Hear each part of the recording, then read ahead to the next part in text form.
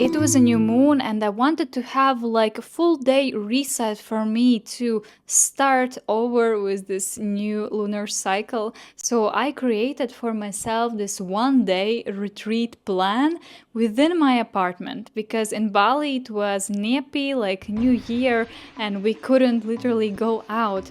And in this video, I'll share what was this plan, how it actually went. It didn't go so good by the plan, how I felt, and what were my insights. So if you are looking for some reset in your life, I hope this video inspires you. You can copy my plan.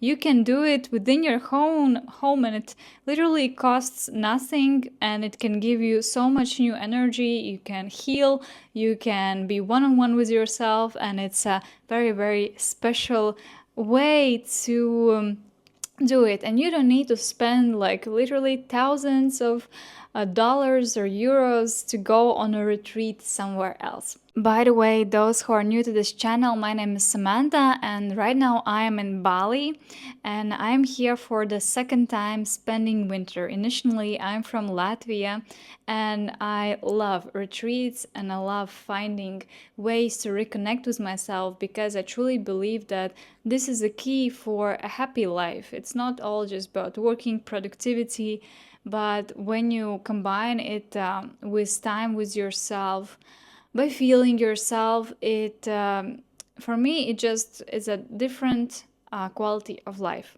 And why I decided to do this exactly on a new moon, it was March 30 30th, 31st, I don't remember actually, but it is like a new year in Bali called Nyepi. It's like a very big event across the whole island. Days before this new year day, all Balinese people are going around with different sculptures of demons and scary beings, and they are like putting them on fire. And the idea is that we are releasing all of our demons. We are allowing these demons to see them, to actually set us free. And then the next day is when there are no lights in the whole island. No one is allowed to go on the streets. You can actually be fined for it. And you are supposed to meditate. It's amazing if you have fasting, if you are with yourself, you do introspection, reflection. And I truly believe that when we synchronize ourselves with the big energies in certain place, it works so much more powerful. So I decided to join this whole movement. Of course, I could have just bought a lot of food and watched TV series all day on my bed while it was happening. But I knew that if I connect to this big celebration, to this tradition, I will also enhance this powerful energy and I will get so much back. So I knew that this will be a strong enough intention and motivation for me to do this. And what I will tell you today, it's not that you can do it only when you're in Bali and at the end of the March. You can do it literally anytime, because we can just be burnout and tired in the random days. Or if you want to make it more ritualistic, you can do it on a new moon or full moon, where we have some special energies and we can connect with them. So I will put somewhere here the plan that I created for myself the day before.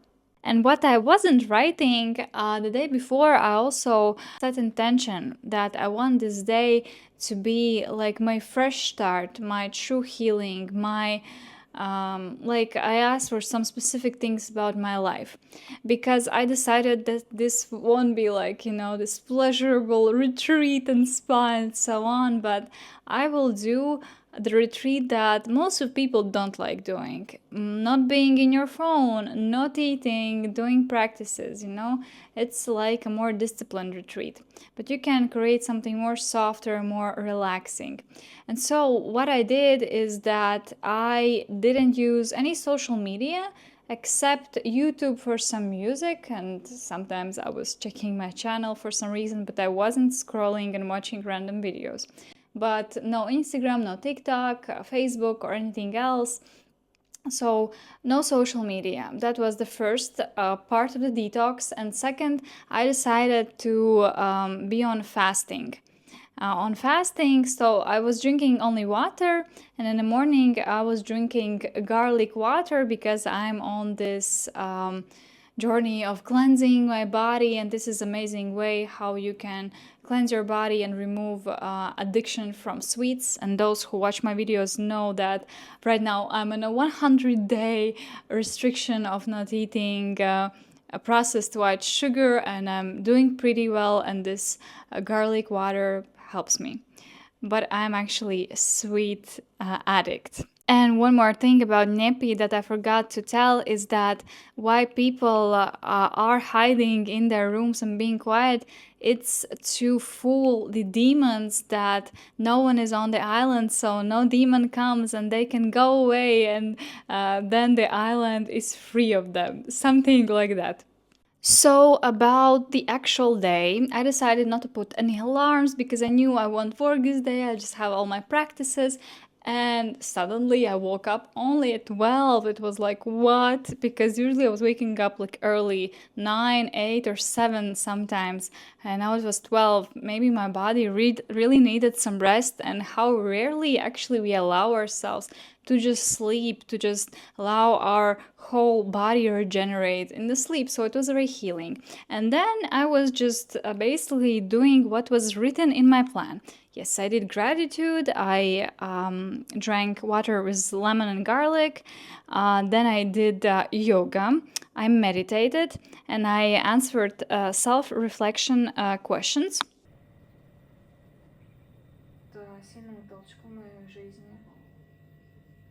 Also, what I added in the end, I cleaned up everything I could. I threw away a few things that no longer used, that were just messy in the room. I just really cleaned everything. And yeah, these self reflection questions really allowed me just to process what was happening in the past few weeks in my life. And the last 2 weeks that were exactly when in astrology there were big events, like some, I'm not good at that at it. I just know that there were some tensions with the planets.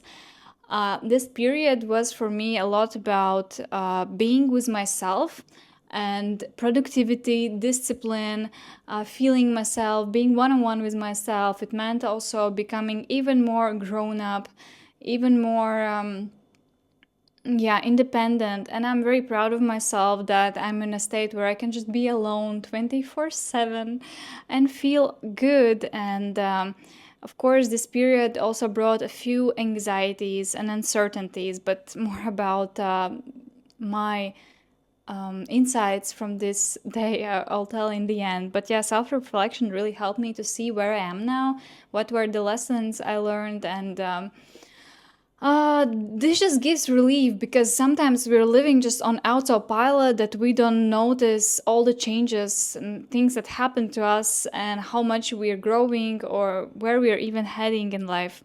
And I was reading this amazing book, The Four Agreements, a practical guide to personal freedom by Don Miguel Ruiz. I eventually read all of it throughout this day, and it's amazing book. Super short, super like concise and straight to the point. I will share my insights about the book later, but just reading, breathing, being was so healing, because I love my work so much. I'm so passionate about what I do. So every free minute I choose to somehow spend by working. And this was like amazing way to just like, now you can just do nothing, just read, and that's fine. And that's very healing. But after I was reading a book, I just really wanted to sleep again. So I just went to sleep, I think, for an hour. Then I just woke up and it was already dark. And then I was just sitting and literally doing nothing, because after midday nap, you're like, what's happening? And I was just looking around, trying to feel what I truly want to do, because at that moment I felt like this is the day for me, and I'm not here to stick to the plan. I'm here to do the best for me. So from that point, I just started feeling myself, and very naturally I started to move. Like, I think at that point my brain just switched off. I let go of the control. My brain just yeah, just went away, and I started feeling my body. I started moving. I started feeling some anger inside of me, some disappointment, some, those shadow emotions that we usually don't want to admit we have. And I started moving. I started feeling them out. I started like being angry. I started telling loudly what I think. All the suppressed emotions went out. At one point, I'm doing it. I'm like, I don't know what's happening. It felt like my body is just expressing itself, and it went into ecstatic dance. I didn't film it all, but it was like crazy. All of the parts of myself that like sometimes I suppress because I know I'm not the person that is, for example, angry or like all the bad qualities, but we all have that part of in ourselves, at least 1%. And when we suppress it, when we don't allow it to express, we are harming ourselves. So it was super, super healing. And by the way, I have a free ecstatic dance session. So you can try yourself, and it's actually for new beginnings. Perfect if you want to have this reset. So I will leave a link down below. Definitely try it out, because this is what I was doing, and it's just 10 minutes. And naturally, from that state, I just went to the bed and I did a Ho'oponopono healing.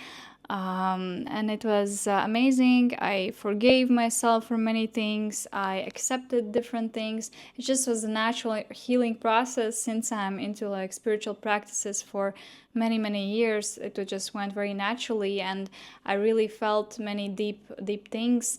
In the end, I also just said gratitude that for everything that's happening, for everything I feel. Then I started singing mantras as a way to celebrate this healing and this renewal, this fresh energy.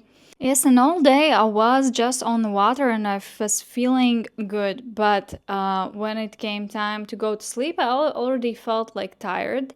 But the thing was, I couldn't fall asleep. And I was like, oh no, because I know that when I'm fasting, this happens. I couldn't go to sleep, and I started to feel anxiousness in my body, because when you're on fasting, your body is in this survival mode. Oh no, we cannot go to sleep. Cortisol is high to find food, to survive, and so on. So I was doing everything I could. I even did like body oriented therapy that I do for my clients on myself. I was finding blocks and just feeling. I was breathing, I was doing meditations. I did all I could. And by the way, don't do fasting unless you consult with your doctor. Like, really, I do it only because I know what I'm doing. I trust the person who taught me this, and I see results. And yes, and I was sleeping very bad all night. In the morning, I felt like very bad. I still felt this a big anxiety in my body, and I was trying to fast, like just drink something, eat something like banana, which wasn't a good idea because it like heightens your sugar levels in blood. And in the end, yeah, it felt very bad. I was just for 2 more hours, I could say, surviving on bed, like it was pretty rough. I think it's connected with the fact that some toxins in your body don't get flushed out but go into your blood. And sometimes this happens, which just shows that you need even more cleansing. But it still was easier fasting than it was the previous time for me. But in a few hours, I started feeling much better. Next day after 1 day retreat, and oh my god, this was rough. I haven't been even to the shower yet because in my apartment there was no hot water. So I'm like, oh my god, now I'll just go to the shower. And I was preparing for a call I needed to have, and then in the evening I felt even better. And the fact that I can overcome my addictions to food, to social media, not talking to people, just be with myself, is a big win. And such wins, when we commit to them, when we really go through this hard period of time, you understand that you can do anything. And this is really, really powerful when you have this discipline that allows you to overcome some addictions. Because when we are addicted to anything, we are weak. We are not weak like ego, I'm weak, but in a way, we don't have this inner power. When you don't have this inner power, you can't achieve anything, you can't finish anything, you're just flowing through life. And I see really much this connection. And now about my insights and lessons from this whole trip. Because I call it trip because it was like a very trippy experience. At one point, I was dancing, I couldn't sleep. At one point, I felt like just my soul and my body do something and my brain is fully out of the room. And it was amazing because usually when we live, we are living so much from our brain, not from our heart and not from our bodies. The first insight is that it was amazing to just have a zoom out on your life, that you're almost like escaping the matrix with all of your life, all of your responsibilities and things, and you can just be with yourself. And it's like a very healing process. Then you see many things from like far and can see that maybe you don't know why it's happening, but in the end it's all for you. And in the big picture, the small things don't matter, and that you're always protected, you're always loved. So I just returned basically to this inner truth that I always feel within myself. And this book, it was amazing in this period of life. And the 4 agreements that they were talking about in the book, the first agreement that you should make with yourself is to be impeccable with your word, speak with integrity, avoid gossip, and use your words to spread truth and love. And that how often we are not careful with our words and we spread this poison really when we gossip, or when we don't know how to express our emotions and we just express it with anger, with rage and so on. And he really explained how important it is to do it, and that it's not about suppressing your emotions, it's about controlling your emotions and expressing them exactly in the needed time and way. Second thing was, don't take anything personally. So we usually have so much misery inside us because we hear something, some opinion or something, and we immediately think that it's about us, that's because we are not good enough, or what we do is not interesting, and so on.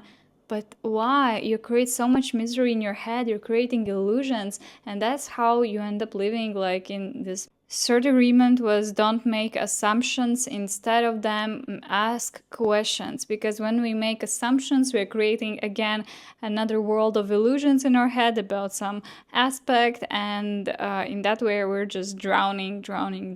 Instead, just ask questions, clarify, and don't create any scenarios in your head. And the fourth one, always do your best, and whatever you do, and with these agreements, just do all the best you can to do it, whatever you do in life. This book ended up being pretty deep and spiritual. I didn't expect it to be. I thought it would be just 4 agreements, but it's like from Toltec wisdom, and really, really wise things. At the end of the book, they also have like prayers that are so healing, heart opening. Just this book made my day, and just allows anyone who struggles with separation from others' opinions, from people pleasing, just whatever the person says, you can in every moment decide, do you agree with it or not. You're not your assumptions about what they say, you're not taking personally what that person said. You're just like making a pause and asking yourself, do you agree with it. One more insight I got is that still, even though I go so much in uncertainty, I risk a lot, I go after my dreams, that I still feel very anxious sometimes when I don't have certainty, especially about where I live, or whether, for example, I will have enough finances for all that I want and need. And now is the period when I need to fly out of Bali, and I really don't know where I will go. I'm not sure. There are many options, and there are different things that are not dependent on me, but also connected with other people. And it's like, for tomorrow I haven't booked any place to stay because I'm not sure if I will stay. And this question has brought a lot of anxiety in my life recently, even though it shouldn't. Like, in the end, all the times when I was in such situation, it was always okay. And I will always be okay, and I'm always protective. I'm always, and so on. And but just our minds is creating this turbulence and this stress that it should have been more planned and so on. And we want to plan, we want to predict because we don't trust. And it was a big lesson for me to just, to just let go, to trust, to be in your body, to just feel, to be in the moment. You're in Bali, you're in such an amazing place. It was an amazing reminder. And one more insight I got after just observing myself and having this reflection, I understood that in many spheres in my life, in many cases, I'm putting some very high standard within myself that you are good if you have everything figured out, or if you have everything planned, if you are beautiful, if you have this or don't have this, and so on. I have these inner standards that were probably brought up from childhood, the way society and school, how they were teaching us what was normal and not normal. And in my childhood, I agreed to these things automatically. And now I understand that I want to change this, that this standard, this perfectionism is not allowing me to feel good. And I'm all the time striving for something that is not even important, that isn't even true, that you should be in some way to be cool, to be good. And I found many of these statements and understand no, I can be imperfect, I can be messy, I can be not that like structured sometimes, and it's fine. It doesn't literally change anything, and it was a big relief. So yeah, this was it. In general, I can suggest like such retreat for anyone because this is like a whole reset and you can do it really within your home and make it as a ritual. Really set intentions, really ask for what you want for this detox day, for this retreat. Make a plan, make sure that you really don't have to work. And if you do it, trust me, you'll have amazing, amazing results. I hope you try my plan. Let me know if you're inspired by this idea and if this video somehow was useful, helpful, and subscribe to my channel. Here I share more videos about my life in Bali, traveling and living my authentic life and my ways of thinking, my experience. I'll be happy to see you here. Thank you so much. Bye.